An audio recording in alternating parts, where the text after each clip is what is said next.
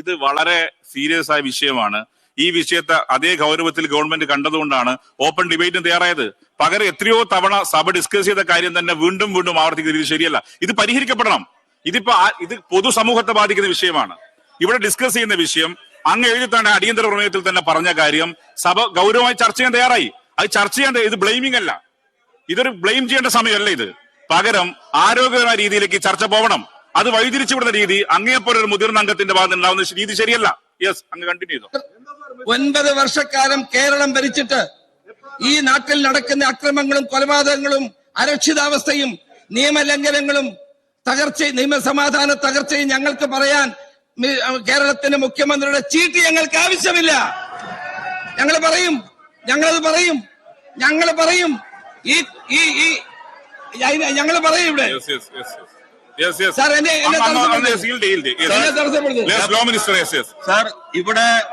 ഇവിടെ സഭ അംഗീകരിച്ചിരിക്കുന്നത് സഭ നിർത്തിവെച്ച് ചർച്ച ചെയ്യുന്നതിനുള്ള നോട്ടീസിനെ അടിസ്ഥാനപ്പെടുത്തിയിട്ടാണ്. ആ നോട്ടീസിൽ പ്രതിപാദിക്കുന്ന വിഷയങ്ങളാണ് ഇവിടെ ചർച്ച ചെയ്യേണ്ടത്. ഗവൺമെന്റ് വളരെ ഓപ്പണായി ഈ നാട് അഭിമുഖീകരിക്കുന്ന പ്രശ്നത്തെ ഒറ്റക്കെട്ടായി പ്രതിരോധിക്കാനുള്ള ഒരു അവസരം എന്ന രീതിയിൽ ചർച്ചയെ മാറ്റുമ്പോൾ സങ്കുചിതമായ രാഷ്ട്രീയ ലക്ഷ്യം വെച്ച് ഈ നാടിനെ അപകടത്തിലേക്കാക്കാൻ നീക്കമാണ് നടത്തിക്കൊണ്ടിരിക്കുന്നത്. അതല്ല ഈ നാട് ആഗ്രഹിക്കുന്നത്. പാർലമെന്ററി മിനിസ്റ്റർ സംസാരിക്കട്ടെ. ബഹുമാന്യനായ രമേശ് ചെന്നിത്തലയുടെ നോട്ടീസിനെ സർക്കാർ തുറന്ന മനസ്സോടെയാണ് കണ്ടത്. തുറന്ന മനസ്സോടെയാണ് നാട് അഭിമുഖീകരിക്കുന്ന ഒരു സാമൂഹിക വിപത്തിനെ സംബന്ധിച്ച ഒരു ചർച്ച ബഹുമാനപ്പെട്ട മുഖ്യമന്ത്രി പറഞ്ഞു, സഭ മാത്രം ചർച്ച ചെയ്യേണ്ടതല്ല, സമൂഹമാകെ ചർച്ച ചെയ്യേണ്ട ഒരു വിഷയമാണ്. സമൂഹത്തിൽ ഒരു സംവാദം ഉയർത്തിക്കൊണ്ടുവരുന്നതിന് മാതൃക നിയമസഭ കാണിക്കുക എന്ന ഉദ്ദേശത്തോടെ തുറന്ന മനസ്സോടെയാണ് സർക്കാർ ഇതിനെ സ്വീകരിച്ചത്. അദ്ദേഹം ഒരു സാമൂഹിക വിപത്തിൽ നിന്ന് രാഷ്ട്രീയ ലാഭം എങ്ങനെ കൊയ്യാമെന്ന ദുഷ്ടലാക്കാണ്. സർ, ഈ സമൂഹത്തിൽ നടക്കുന്ന കൂട്ടക്കൊലകളെ പറ്റി, ആ കൂട്ടക്കൊലകൾക്ക് പ്രേരണ നൽകുന്ന സംഭവങ്ങളെ പറ്റി, വർദ്ധിച്ചു വരുന്ന അക്രമങ്ങളെ പറ്റിയാണ് ഞാൻ സംസാരിക്കുന്നത്. മിസ്റ്റർ ചീഫ് മിനിസ്റ്റർ എന്ന് വിളിച്ചാൽ അൺപാർലമെന്ററി ഒന്നും അല്ല. മിസ്റ്റർ ചീഫ് മിനിസ്റ്റർ എന്ന് പറയുന്ന പാർലമെന്റിൽ മിസ്റ്റർ പ്രൈം മിനിസ്റ്റർ എന്നൊക്കെ ഞങ്ങൾ വിളിക്കുന്നതാണ്. അങ്ങേക്ക് അറിയാമല്ലോ. മിസ്റ്റർ പ്രൈം മിനിസ്റ്റർ എന്ന് വിളിച്ചുകൊണ്ട് ഞാൻ പാർലമെന്റിൽ ഞാൻ അങ്ങേ മോശക്കാരനാക്കി. 5 വർഷം കേട്ടതാ. 2016 മുതൽ 21 വരെയുള്ള 5 വർഷം ആ വിളി ഞാൻ കേട്ടുകൊണ്ടിരുന്നതാ. അത് കേൾക്കാത്തയാളല്ല ഞാൻ. അത് പഠിപ്പിക്കാൻ ഈ അവസരം ഉപയോഗിക്കണ്ട. മാന്യമായിട്ടാണ് സംസാരിച്ചത്, മോശമായിട്ടല്ല. സാർ, ഞാൻ ഒരു കാര്യം പറയാൻ ആഗ്രഹിക്കുന്നു. കേരളത്തിൽ ഇന്ന് സംഭവിച്ചുകൊണ്ടിരിക്കുന്ന കൂട്ടക്കൊലപാതകങ്ങളും ലഹരിയുടെ വ്യാപനവും തടയുന്ന കാര്യത്തിൽ ഈ ഗവൺമെന്റ് പരാജയപ്പെട്ടു എന്നുള്ള കാര്യം സത്യമാണ്. നിങ്ങളെ തടയണം. ഈ സമൂഹം ആഗ്രഹിക്കുന്ന ഗവൺമെന്റിൽ നിന്ന് അതാണ്, സാരോപദേശമല്ല. സാറെ, ഞാൻ ആഭ്യന്തരമന്ത്രി ആയിരുന്നപ്പോൾ ക്ലീൻ ക്യാമ്പസ്, സേഫ് ക്യാമ്പസ് എന്ന പദ്ധതി ഞങ്ങൾ നടപ്പാക്കിയിട്ടുണ്ട്. ഞങ്ങൾ ലഹരി മാഫിയ അടിച്ചമർത്തിയിട്ടുണ്ട്. ബ്ലേഡ് മാഫിയ ഞങ്ങൾ അടിച്ചമർത്തിയിട്ടുണ്ട്. ഗുണ്ടകളെ ഞങ്ങൾ അടിച്ചമർത്തിയിട്ടുണ്ട്. കഴിഞ്ഞ 9 വർഷക്കാലം നിങ്ങൾ ഉറങ്ങുകയായിരുന്നു, നിങ്ങളൊന്നും ചെയ്യുമായിരുന്നില്ല. സർ, നമ്മൾ മനസ്സിലാക്കേണ്ട ഒരു കാര്യം, ഈ സമൂഹത്തെ ബാധിക്കുന്ന ഏറ്റവും ഗുരുതരമായ പ്രശ്നങ്ങളിൽ ഗവൺമെന്റിന് റോൾ ഉണ്ടാകണം. ഗവൺമെന്റിനാണ് റോൾ എടുക്കേണ്ടത്. അല്ലാണ്ട് നമ്മൾ ഒരുമിച്ച് ഒരു പ്രമേയം പാസ്സാക്കി പോവല്ല. Government should act. Government political patronage കൊടുത്തുകൊണ്ട് അക്രമകാരികൾക്ക് പ്രോത്സാഹനം കൊടുക്കാൻ പാടില്ല. തെറ്റിനെ തെറ്റായി കാണാനും ഗുണ്ടകളെയും സാമൂഹ്യ വിരുദ്ധന്മാരെയും ലഹരി മാഫിയയും അടിച്ചമർത്താനും വേണ്ടി മുന്നോട്ട് വരണം. നിങ്ങൾ അങ്ങനെ മുന്നോട്ട് വന്നാൽ ഞാൻ നിങ്ങൾക്ക് ഉറപ്പ് നൽകുന്നു, പ്രതിപക്ഷത്തിന്റെ ഞങ്ങളുടെ എല്ലാവരുടെയും പിന്തുണ ഗവൺമെന്റ് ഉണ്ടാകും. അത് ഉണ്ടാകാത്തതാണ് ഇവിടുത്തെ പ്രശ്നം. സാർ, ഈ നാട് കൊലപാതകങ്ങൾക്ക് ഒരിക്കലും മാപ്പ് നൽകിയ നാടല്ലത്. ഈ നാട്ടിൽ കൊലപാതകങ്ങളെ അനുകൂലിക്കുന്നവരല്ല കേരളത്തിലെ ജനങ്ങൾ. ഈ പിഞ്ചു കുഞ്ഞുങ്ങൾ ആരെ കണ്ടാണ് സാർ വളരുന്നത്? ഈ പിഞ്ചു കുഞ്ഞുങ്ങളെ സാർ, എന്റെ സമയമല്ല പോയതല്ലേ? എന്റെ സമയം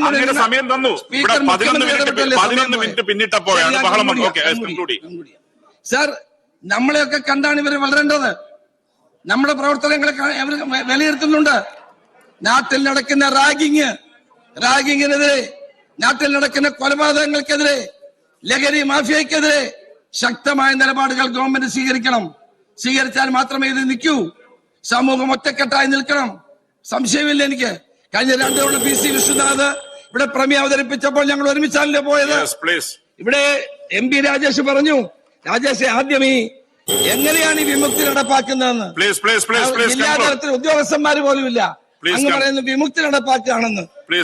കേരളത്തെ ഈ മദ്യവിപത്തിനെ, ലഹരി മാഫിയയെ ശക്തമായി നിയന്ത്രിക്കാൻ വേണ്ടിയിട്ടുള്ള നടപടികൾ സംസ്ഥാന സർക്കാരിന്റെ ഭാഗത്ത് ഉണ്ടാകണമെന്ന് അങ്ങയിലൂടെ ഗവൺമെന്റിനോട് ഞാൻ അഭ്യർത്ഥിക്കുന്നു. എന്റെ വാക്ക് ഞാൻ നിർത്തുന്നു സർ. ശ്രീ KV സുമേഷ്, അങ്ങേക്ക് 10 മിനിറ്റ്. സർ, സഭ നിർത്തിവെക്കണമെന്ന പ്രമേയത്തെ എതിർത്തുകൊണ്ട് സംസ്ഥാന ഗവൺമെന്റ് ഭരണത്തലവൻ ശ്രീ മുഖ്യമന്ത്രി ശ്രീ പിണറായി വിജയൻ ഇത് താമരശ്ശേരി വിഷയത്തെ തുടർന്ന് കേരളത്തിൽ ഒരു പൊതുവിഷയമായി സഭ ചർച്ച ചെയ്യണം എന്ന് എടുത്ത നിലപാടിനെ പ്രത്യേകമായിട്ട് അഭിനന്ദിക്കുകയും ചെയ്തു. സർ, എനിക്ക് സത്യത്തിലൊരു കടുത്ത നിരാശയായിപ്പോയി. ഇത് CPIM, കോൺഗ്രസ്, ലീഗ്, കേരള കോൺഗ്രസ് അല്ലെങ്കിൽ ഏതെങ്കിലും ഒരു പാർട്ടിയുടെ വിഷയമല്ലല്ലോ ഇത്. അങ്ങനെയാണെങ്കിൽ അങ്ങനെ നമുക്ക് ചർച്ച ചെയ്യാം, ഒരു ഭയമില്ല. സ്ഥലം പറഞ്ഞാൽ മതി, നമ്മൾ വരാം, എവിടെയാ ചർച്ച ചെയ്യാം. ഇതിലെന്താ വിഷയം? എന്താ? കേരളത്തിൽ മുൻ പ്രതിപക്ഷ നേതാവ്, കോൺഗ്രസ്, UDF കേരളത്തിൽ വലിയ പാരമ്പര്യമുള്ള ഒരു മുന്നണിയും രാഷ്ട്രീയ പാർട്ടിയാണ്. ശ്രീനാരായണ ഗുരു, വാഗ്ബടാനന്ദൻ, സഹോദരൻ അയ്യപ്പൻ, ചാവറ കുര്യാക്കോസ് ഏലിയ സച്ചൻ, മക്തിത്തങ്ങൾ, മന്നത്ത് പത്മനാഭൻ, ഇതൊക്കെ കേരളത്തിലെ സാമൂഹ്യ നവീകരണ പ്രസ്ഥാനത്തിന്റെ നേതാക്കന്മാരായിരുന്നു. അവിടുന്ന് ആദ്യകാല കോൺഗ്രസ്, സോഷ്യലിസ്റ്റ്, കമ്മ്യൂണിസ്റ്റ് പാർട്ടിയുടെ നേതാക്കന്മാർ ആ മുദ്രാവാക്യം കേരളത്തിൽ ഏറ്റെടുത്തു. കേരളം എന്നത് ഒരു പരിഷ്കൃത ജനാധിപത്യ സമൂഹത്തിലെ മെച്ചപ്പെട്ട സാമൂഹ്യ സാംസ്കാരിക ജീവിതമുള്ള ഒരു നാടായി.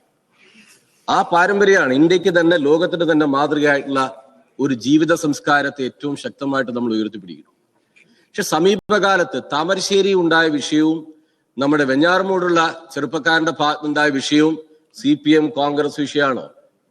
മുൻ പ്രതിപക്ഷ നേതാവിന്റെ ഭാഗത്ത് നിർഭാഗ്യരെന്ന് പറയട്ടെ, അങ്ങേയറ്റ അപക്വമായ, അസാധാരണമായ പ്രതികരണമാണ് ഉണ്ടായത്. ഇത് കേരളത്തിന്റെ ഒരു പൊതുസമൂഹം ഏറ്റെടുക്കേണ്ട വിഷയമല്ല. നമ്മുടെ കുഞ്ഞുങ്ങൾ ലേൺ വിതൗട്ട് ലിമിറ്റ് എന്നതാണ് പുതിയ സ്ലോഗൻ. നമ്മളാരും സ്കൂളിൽ പഠിച്ച പോലെ അല്ല ഒരു ക്ലാസ് മുറിയുടെ അധ്യാപകനും ട്യൂഷൻ സെന്റർ എന്നതല്ല. ലോകത്താർക്കും തടഞ്ഞു വയ്ക്കാൻ പറ്റാത്ത നിലയിൽ അറിവ് ശേഖരിക്കാൻ സ്വമേധയാ ഒരു അധ്യാപകന്റെ ആവശ്യമില്ല ഇന്നൊരു കുട്ടിക്ക് കാര്യങ്ങൾ അറിയാൻ. അത് നല്ല കാര്യത്തിൽ മാത്രമല്ല, അത് ഏത് തെറ്റായ കാര്യവും അതിവേഗതയിൽ അറിയാൻ കഴിയുന്ന സാങ്കേതിക വിദ്യയുടെ വളർച്ച നമ്മളാരും പഠിച്ചതുപോലെ അല്ല അവർ പഠിക്കുന്നത്. അവർ പഠിക്കുമ്പോൾ അവരെ ആ പഠനത്തിന്റെ ഭാഗമായിട്ട് എല്ലാ കാര്യങ്ങളും വരും. അങ്ങനെ വരുമ്പോ ശരിയും തെറ്റുമായ വഴിയിലേക്ക് അവർക്ക് എല്ലാത്തിലും ജയിക്കണം. ഒരു ദുർവാശിയാണ് ബഹുമാനപ്പെട്ട PW മിനിസ്റ്റർ രാവിലെ പ്രസ്സുമായിട്ട് ഇവിടെ പറയുന്നത്.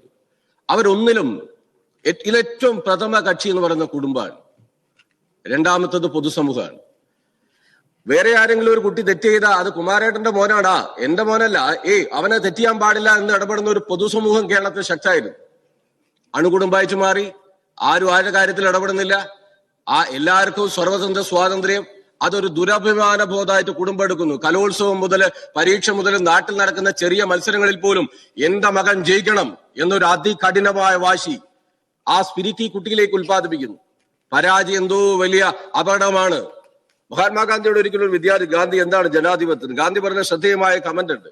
ഒരു ഓട്ട മത്സരത്തിൽ ഓടി ജയിക്കുന്ന ഒരാൾ ചിന്തിക്കേണ്ടത്, ഞാൻ ഒറ്റയ്ക്ക് ഓടിയത് കൊണ്ടല്ല ജയിച്ചത്, എന്റെ കൂടെ ഓടാൻ ആളുള്ളത് കൊണ്ടാണ് ഞാൻ ജയിക്കുന്നതെന്ന് ചിന്തിക്കാൻ പറ്റിയാൽ അയാൾ ഒരു ജനാധിപത്യവാദിയാവും എന്ന്. ഈ ഒരു കൂട്ടായ്മ, സൗഹൃദം, അന്തരീക്ഷം, അതിന്റെ ഭാഗമായിട്ടുള്ള ഒരു ജീവിത സംസ്കാരം, ആ ജീവിത സംസ്കാരത്തെയല്ലേ നാം തിരിച്ചു കൊണ്ടുവരാൻ ശ്രമിക്കേണ്ടത്. ജീവിതത്തിൽ എപ്പോഴും നാം ജയിച്ചുകൊണ്ടിരിക്കില്ല. നമ്മുടെ എല്ലാം ഇവിടെ ഇരിക്കുന്ന പരിണിതപ്രജ്ഞരായ നിയമസഭാ സാമാജികന്മാർ ഉൾപ്പെടെ നമ്മുടെ വ്യക്തിപരമായ രാഷ്ട്രീയപരമായ ജീവിതം എടുത്താൽ നാം ജീവിതത്തിൽ എപ്പോഴും ജയിച്ചുകൊണ്ടിരിക്കുകയായിരുന്നു. എത്രയോ പരാജയങ്ങൾ നമ്മൾ ഏറ്റുവാങ്ങിയിട്ടുണ്ട്. ആ സമചിത്തതയോടെ ജീവിക്കാൻ അവരെ പ്രാപ്തരാക്കുക എന്ന പുതിയ തലമുറയിൽ കാണുന്ന ഈ ഒരു ദുർവാശിയെ തടയുക, അതിൽ ഒരുമിച്ച് നിൽക്കുക അല്ലേ നമ്മൾ വേണ്ടത്. കൊലപാതകത്തിന്റെ കണക്ക് പറയണോ? കേരളത്തിൽ ഏറ്റവും കൂടുതൽ ആളെ നഷ്ടപ്പെട്ട ഒരു രാഷ്ട്രീയ പാർട്ടിയുടെ പ്രതിനിധിയാണ് ഞാൻ. കേരളത്തിൽ ഏറ്റവും കൂടുതൽ ഒരു പാർട്ടിക്ക് കൊല ചെയ്യപ്പെട്ട ആളുണ്ടെങ്കിൽ ആ കൊല ചെയ്യപ്പെട്ട ആളുടെ പ്രതിനിധിയായിട്ട് നിയമസഭയിൽ നിൽക്കുന്ന ആളാണ് ഞാൻ. SFI വിദ്യാർത്ഥി സംഘടനയുടെ സംസ്ഥാന അതിന്റെ ഭാരവാഹിത്വത്തിൽ പ്രവർത്തിച്ച ഒരാളാണ്. പൊളിറ്റിസൈസ് നടക്കുന്നു ക്യാമ്പസിൽ, സ്കൂളിൽ. എല്ലാവരും വലിയ ബഹുമാനപ്പെട്ട കോടതി ഉൾപ്പെടെ സമൂഹത്തിലെ ചില ഉപരി ജീവിത സംസ്കാരത്തിന്റെ ഭാഗമായുള്ളവര് കുട്ടികളെ രാഷ്ട്രീയം പറയാൻ പാടില്ല, അവർ ഇത് പറയാൻ എന്താ സംഭവിക്കുന്നത് എന്താ നമ്മൾ പഠിക്കണ്ടേ? അത് SFI KSU യൂത്ത് കോൺഗ്രസിന്റെ പ്രശ്നമാണോ? യൂത്ത് കോൺഗ്രസിന്റെ സംസ്ഥാന അധ്യക്ഷനുണ്ട്, ഡിവൈഎഫ്ഐയുടെ നേതാക്കന്മാരെല്ലാം ഈ സഭയിലല്ലേ? നിങ്ങളുടെ സംഘടനയുടെ പോരായ്മയായിട്ട് നിങ്ങൾ അതിനെ കാണോ? അങ്ങനെയാണോ ഈ വിഷയത്തെ നമ്മൾ കാണേണ്ടത്? ഏതെങ്കിലും രാഷ്ട്രീയ പാർട്ടിയുടെ പോരായ്മയായിട്ടാണോ? ഗവൺമെന്റിന്റെ പോരായ്മയാണോ?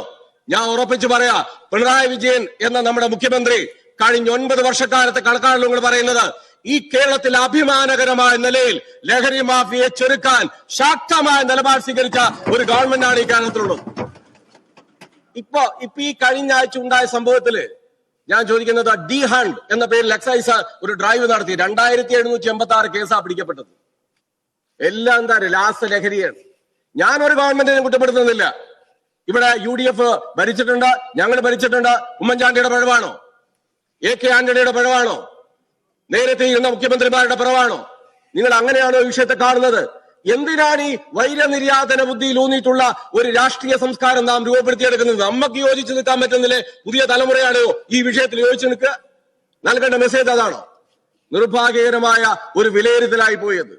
സാർ, ഈ വിശ്വനാഥ് കഴിഞ്ഞ സഭയിൽ നമ്മളെല്ലാം പിന്തുണയ്ക്കുകയല്ലേ ചെയ്യുന്നത്? ആ നിലപാടിനോട് യോജിക്കുകയാണോ ചെയ്തത്? വെഞ്ഞാറമൂട് 25 ലക്ഷത്തിലേറെ രൂപ കടമാണ് ആ പയ്യന്. 23 വയസ്സേ ഉള്ളൂ. ഇവരെടുക്കുന്ന ഒരു രീതി എന്താ? ഒരുപാട് സിനിമ, സാഹിത്യം, ഭാഷ. ഞങ്ങൾ പറയുന്നത് ഒരു പുനരാലോചന വേണം. ആ മേഖലയുള്ളവരോട് ഞങ്ങൾ പറയാണ്, പ്രണയിനി നഷ്ടപ്പെട്ടു പോയാൽ മംഗളങ്ങൾ നേരുന്നതായിരുന്നു പഴയ സിനിമാകാരങ്ങളെല്ലാം. ഇന്ന് നഷ്ടപ്പെട്ടു പോയ പ്രണയിനെ വീട്ടിൽ കയറി കൊല്ലുക എന്നതാ മെസ്സേജ്. PUBG ഗെയിമുകൾ, വെബ് സീരീസുകൾ, സിനിമ, അന്യഭാഷയിൽ നിന്ന് വരുന്ന സിനിമ, നായകൻ ഇത്ര ക്രൂരനായി ഇടപെടുന്ന സിനിമ നമ്മൾ ഒരു ധാർമ്മിക മൂല്യങ്ങൾ കാത്തു സൂക്ഷിച്ചിരുന്നു.